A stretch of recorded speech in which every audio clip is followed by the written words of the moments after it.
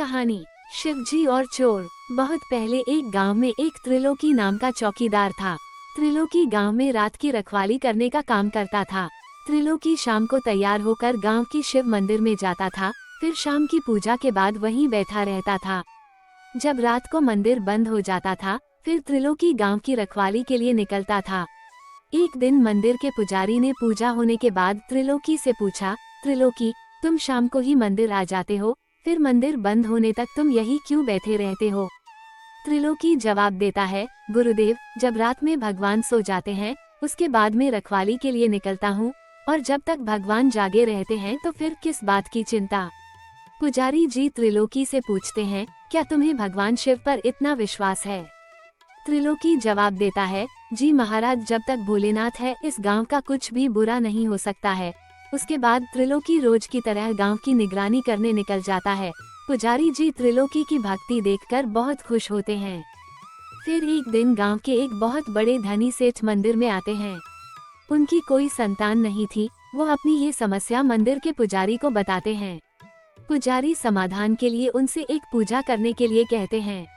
सेठ जी तैयार हो जाते हैं और फिर एक शुभ मुहूर्त पर मंदिर में बहुत बड़ी सी पूजा का आयोजन होता है। उसके कुछ दिनों बाद सेठ जी के यहाँ एक बेटा होता है। सेठ जी खुशी खुशी मंदिर आते हैं और प्रसाद चढ़ाते हैं। फिर सेठ जी ने पुजारी जी से कहा कि जब आपने पूजा कराई थी तो मैंने उसे समय एक मन्नत मांगी थी।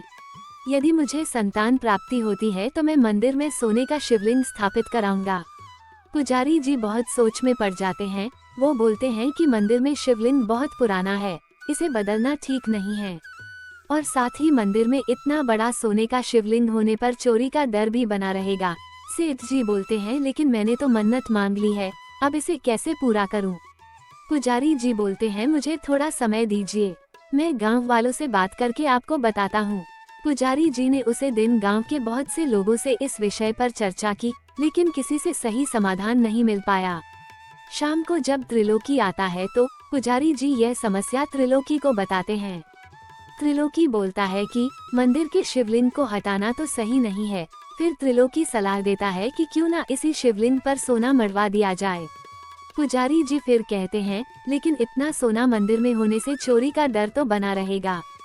त्रिलोकी बोलता है कि आप भगवान शिव पर भरोसा रखिए, उनके रहते कुछ भी गलत नहीं हो सकता है।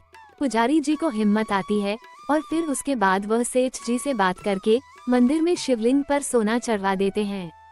एक रात को जब त्रिलोकी गांव की चौकीदारी कर रहा था तो उसने देखा मंदिर में एक अनजान व्यक्ति एक चादर में मुंह छुपाए शिवलिंग के पास बैठा है। त्रिलोकी भागकर मंदिर के अंदर जाता है और उससे पूछता है कि वो कौन है और वह मंदिर में क्या कर रहा है, कहीं यहाँ चोरी करने तो नहीं आया। वह आदमी बोलता है कि मैं इस मंदिर में शिव जी के ऊपर से यह सोना उतारने आया हूँ, इस सोने को उतारकर आपको दे दूंगा। त्रिलोकी बोलता है, मुझे सोना नहीं चाहिए। वह आदमी बोलता है कि तुम्हारे कहने पर ही मंदिर में शिवलिंग पर सोना चढ़ाया गया है, इसलिए अब इसे तुम ही रख लो। त्रिलोकी गुस्से में उस आदमी ने जो चादर ओढ़ रखी थी उसे खींच लेता है।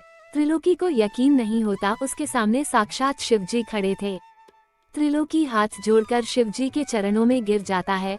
भगवान शिव बोलते हैं कि जब से तुमने यहाँ मेरे ऊपर सोना चढ़वा दिया है, लोगों की आस्था मुझ तक नहीं पहुँच रही है, सब कुछ इस सोने की वजह से बाहर ही रह जाता है।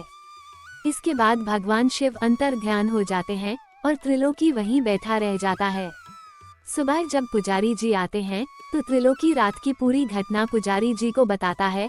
फिर उसके बाद पुजारी जी सेठ जी को बुलाते हैं और गांव वालों से सलाह करके शिवलिंग से सोना उतरवा देते हैं। सेठ जी बोलते हैं, भगवान को तो बस सच्ची आस्था से ही जीता जा सकता है, और मैं मूर्ख उनको सोने से जीतने चला था।